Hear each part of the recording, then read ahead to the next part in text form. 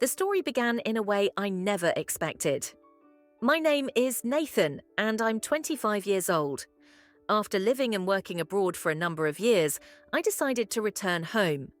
I left when I was 22 to pursue my career in a distant place, and for the next 3 years I only communicated with my family through occasional phone calls. But this time, after such a long absence, I decided to visit my family.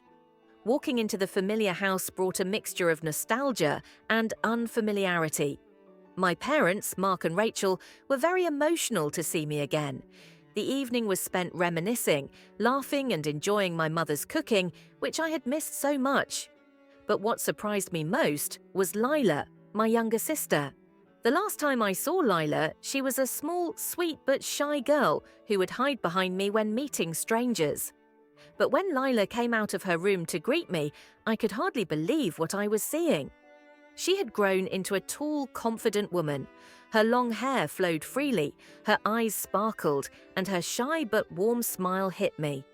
It was a strange feeling, like meeting someone completely new and yet familiar. "Nathan, it's been so long since I've seen you," Lila said with a smile, her voice now carrying a maturity I hadn't expected. I pulled her into a tight embrace. "When did you get so big?" "I hardly recognized you," I teased. Lila just chuckled, her cheeks flushed, but she said nothing more. Throughout the evening, I couldn't help but watch her. Every move she made brought back memories, but at the same time I realized that she had changed a lot. There was something in the way she spoke, in the way she laughed, that left me feeling confused. A mixture of familiarity and something new, something elusive. When night fell, I went to my room to rest after the long journey. My old room was still exactly as my mother had kept it. Every detail brought back memories. Feeling tired, I decided to take a shower. The warm water washed away the fatigue of the journey and gave me a sense of relief.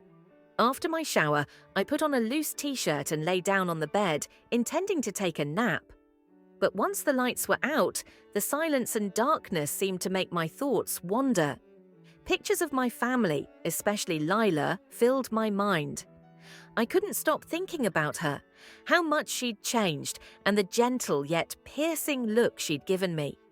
I tried to push these thoughts away, telling myself it was just the strangeness of seeing my sister again after so many years.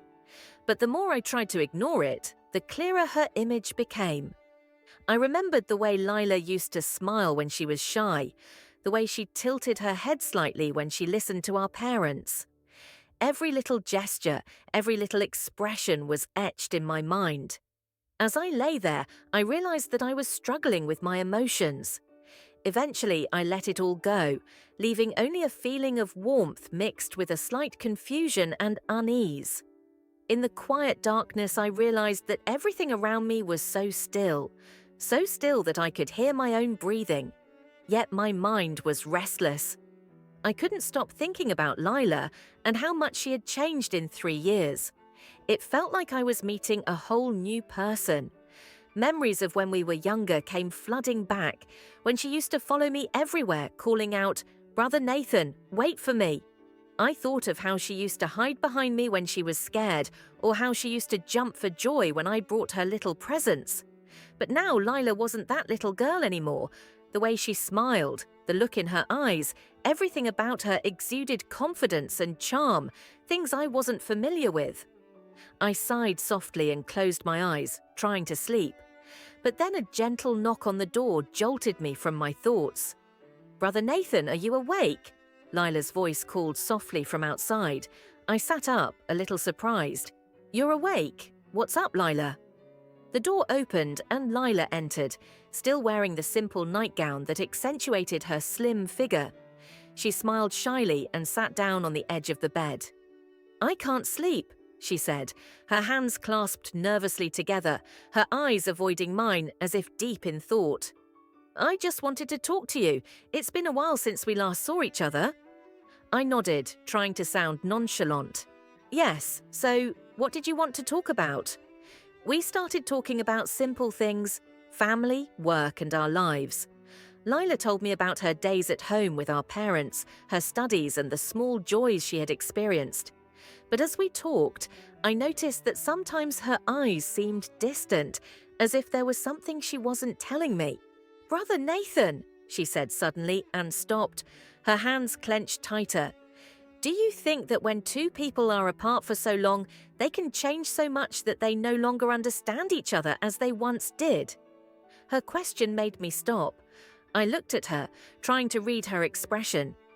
"I think so, but if there's still a connection, things will go back to the way they were." Lila gave a small, sad smile. "I hope so." We sat in the dim light, the air between us suddenly different. I could feel her closeness, the warmth of her soft breathing as she sat so close to me, but at the same time there was an uneasiness I couldn't explain. "Lila, what's wrong? Is something bothering you?" I asked gently, trying to remain calm. She didn't answer immediately, just shook her head. "Nothing, Nathan." "I guess I'm just thinking too much." Then she stood up and smiled at me again. Okay, I'm going back to my room now. I won't bother you anymore. Good night, brother." "Good night, Lila," I replied, but my mind was still filled with questions I couldn't answer. As she closed the door behind her, I sat staring at the dark room in front of me. I could feel a strange feeling rising in my chest. Familiar yet uncomfortable, as if something had shifted between us. But I didn't want to face it. I lay back on the bed, but couldn't sleep. My mind kept going back to Lila, her half-closed eyes, her soft voice as she left. There was something unusual about the way she looked at me, as if she wanted to say something but couldn't. The silence only deepened the uneasy feeling in my heart. Finally, feeling suffocated, I decided to go to the kitchen for a drink, hoping it would calm my mind. As I walked down the stairs, the dim light from the living room stopped me in my tracks. Through the half-open door, I saw Lila sitting on the sofa, her legs drawn up, hugging a pillow. Her eyes were glued to the television, but her mind seemed far away. I entered quietly so as not to startle her. "Are you still awake, Lila?" I asked. Lila jumped slightly and turned to face me, her face flushed. "I couldn't sleep, so I came down to watch some TV." I sat down next to her, keeping a comfortable distance. "What's wrong? You've been restless since I got back." She bit her lip and looked down at her hands. After a pause, she shook her head. "It's nothing, Nathan. I guess it just feels strange having you back after so long." I didn't push her, but the atmosphere between us was still tense. Lila looked at me now, but I could sense something fragile in her, as if she was hiding something important from me. "You know," I said, trying to lighten the mood, "when I first came back, it felt strange too. You've changed so much. It was like meeting a whole new person." Lila turned to look at me, her eyes wide with surprise. "Is change a good or a bad thing, brother?" I smiled, trying to keep the mood light. "It's a good thing. You've grown up, matured, and become very beautiful." Lila blushed at the compliment and quickly looked away, but a small smile tugged at the corners of her lips. "Thank you," she whispered, her voice so low I could barely hear it. A long silence followed, broken only by the low hum of the television. Then Lila spoke softly, breaking the silence. "Nathan, I have a question, but I'm afraid it might sound strange." I raised an eyebrow, encouraging her to continue. "Ask. I promise I'll answer seriously." Lila hesitated, then took a deep breath. "If two people were once very close, but then one person starts to feel differently about the other, is that wrong?" I paused. Her question pierced through the emotions I had been trying to suppress.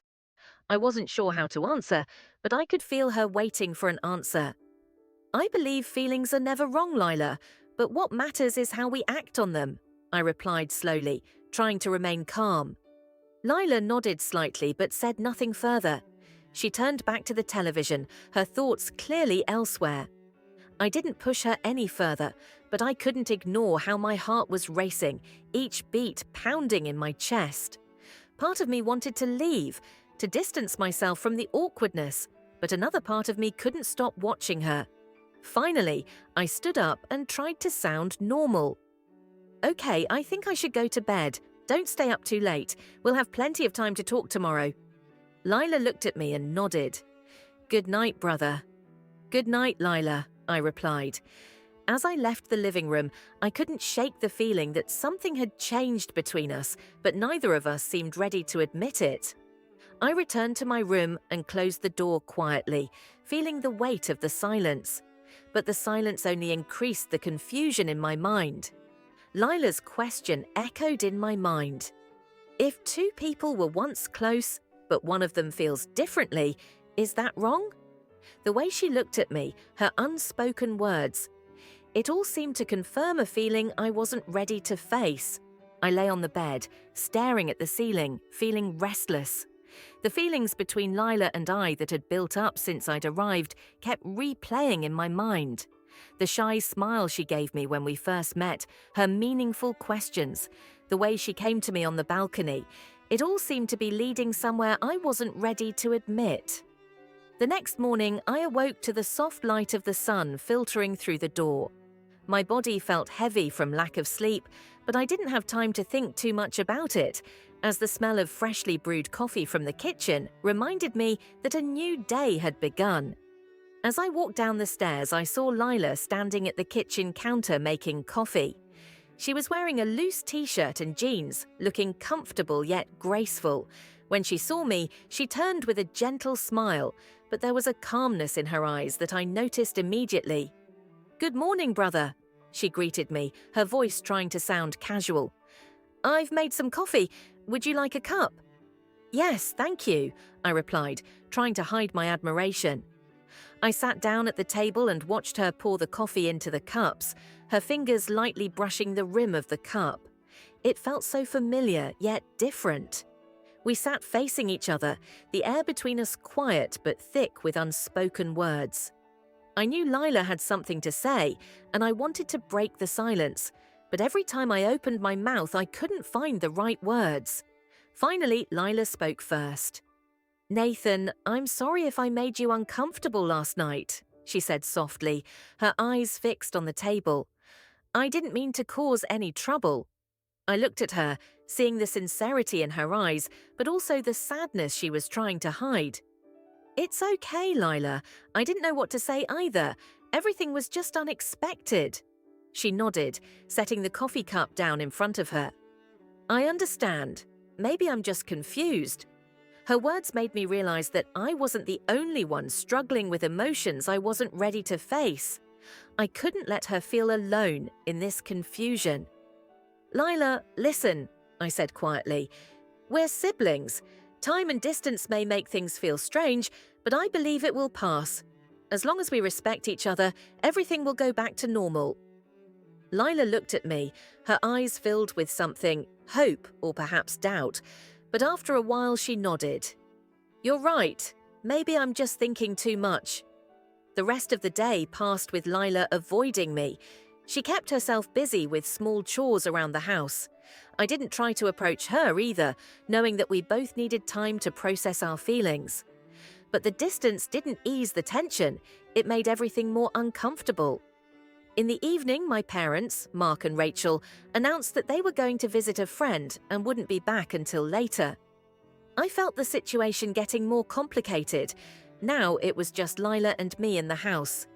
I had intended to retire to my room early to avoid any more awkward situations, but then I heard a gentle knock on my door. "Nathan," Lila's voice called softly. I opened the door to find her standing there, her face calm but troubled. "Can we talk for a moment?" she asked softly, almost pleading. I didn't want to refuse, but something in her eyes made it impossible to turn her away. I nodded and stepped outside. We walked downstairs to the living room, which was filled with soft golden light. Lila sat on the sofa, and I sat on the opposite side of the room. "I just wanted to explain myself," Lila said, her voice shaking with emotion. "I don't want you to think that I'm trying to do anything wrong, or that I'm a stranger to you. I just can't control how I feel." My heart ached at her words. I wanted to stop her, to say something comforting, but I didn't know what to say. Nathan, Lila continued, turning to face me, I know my feelings aren't right, but I don't know how to stop them. Her words hit me hard, like a knife, but at the same time they made me realize something I had been trying to avoid. I wanted to comfort her, to tell her that everything would be all right. But how could I when I didn't know how to deal with my own feelings? I looked at her, ready to say something, but she stood up and walked away from me. I shouldn't have thought like that. I'm sorry. With that, she quickly left the room, leaving me sitting there, filled with a rush of emotions. I sat quietly, the soft yellow light of the room unable to warm the cold that settled in my heart. Lila's words, the emotions she revealed, and the feelings inside me all built up like a pressure that couldn't be ignored. I couldn't help blaming myself. How had things come to this? Part of me wanted to run away, to escape this confusing situation and the feelings I couldn't face. But another part of me was holding me back. I didn't want to leave her in this state, to make her feel alone or rejected. I got up and walked slowly up the stairs, stopping outside Lila's room. The door was slightly ajar, the soft glow of her bedside lamp spilling out into the hallway. I knocked gently, my voice barely above a whisper. Lila, can I come in? There was no answer. I pushed the door open to find her sitting on the edge of her bed, head down, hands in her lap. She didn't look up, but I knew she was aware of my presence. Lila, I said softly, moving to sit beside her. I don't know what I can say to make things better, but I'm here and I don't want you to feel like you're going through this alone. Lila looked at me, her eyes full of unshed tears, but no tears fell. Nathan, she whispered, I know I'm wrong, but I can't stop feeling this way. Every time I see you, I can't stop thinking about you. I took a deep breath, trying to control my own emotions. I knew there was nothing I could say to ease her turmoil, or mine for that matter, but I had to do something. I had to say something to keep us from sinking deeper into this uncertainty. Lila, you're my sister, I said slowly, trying to calm my voice. These feelings may be the result of us being apart for so long, making things feel unfamiliar. But we have to remember who we are to each other and the role we play in each other's lives. Lila was silent, staring at me, her eyes filled with pain, but also searching for something, perhaps reassurance. You're right, she whispered after a long pause. But I don't know how to forget this feeling, Nathan. I just want things to be the way they were when I was your little sister, and you were the brother I always looked up to. I put my hand gently on her shoulder, offering her some comfort. I want that too, Lila, and I believe that time will help you through this. I'll be here to help us get back to what we had, brotherly love, closeness. But we can't cross that line we both know can't be crossed. Lila nodded, resting her head lightly on my shoulder. We stayed there for a while, neither of us saying anything, just letting the silence calm us. Eventually, I stood up and offered her a gentle smile. Go to sleep, Lila. Tomorrow is another day. I think we'll be fine. Lila smiled faintly, a sad but relieved expression. Good night, Nathan. Thank you. I left her room and closed the door behind me, feeling as if I had crossed a thin but necessary line. Everything inside me was still chaotic, but I knew I had made the right decision, holding on to what was right despite the difficult emotions. That night, I lay in bed feeling lighter for the first time in days. I knew the road ahead wouldn't be easy, but at least we had taken the first step towards healing, for her and for me. This story taught me a valuable lesson. Emotions are a natural part of life, but how we face and manage them is what really matters. Sometimes we get caught up in conflicting emotions, especially when unexpected changes disrupt our familiar understanding of things. The key is to stop, reflect, and choose the right path. Love is not just a simple feeling, it's also a responsibility to others and to ourselves. Setting boundaries, even when it's hard, is crucial to maintaining respect and healthy relationships. We all face intense, sometimes confusing emotions about ourselves and the relationships around us. When this happens, remember that emotions are natural, but our actions must be guided by wisdom and values. Take time to understand your feelings rather than acting impulsively. Respecting boundaries in relationships is essential to maintaining trust and connection. And if you feel lost, turn to trusted family members or friends, or listen to your heart. But always act with self-control. It will not only protect you from making mistakes, but also preserve the precious relationships you hold dear. This story ends here with unforgettable lessons and a sense of relief that everything has been seen through with clarity. Life goes on, and I believe that with honesty and respect, we will maintain this sacred family bond. Thank you for listening to our story. If you found it interesting and meaningful, don't forget to leave a like to support us. See you in the next video, always wishing everyone happiness and peace.